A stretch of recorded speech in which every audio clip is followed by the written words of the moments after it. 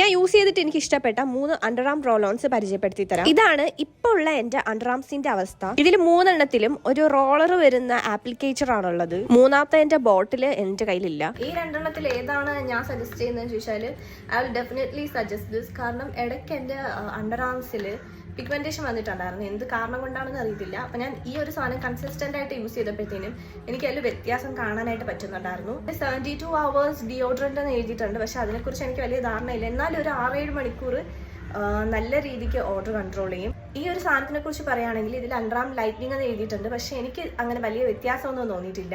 പക്ഷെ ഇത് order control ചെയ്യും. ഓൾമോസ്റ്റ് ഒരു 7 to 8 hours നല്ല രീതിക്ക് ഓർഡർ കൺട്രോൾ ചെയ്യും. ഇതാണ് എന്റെ എപ്പോഴും ഫേവറേറ്റ്. ഞാൻ റെക്സോണ യൂസ് ചെയ്തിട്ടുണ്ട്. റെക്സോണ നല്ലതാണ്. ഇപ്പൊ യൂസ് ചെയ്തിട്ട് നെക്സ്റ്റ് വാഷ് എപ്പോഴാണോ അതുവരെ നല്ല രീതിക്ക് ഓർഡർ കൺട്രോൾ ചെയ്യും. റെക്സോണന്റെ കാര്യമാണ്.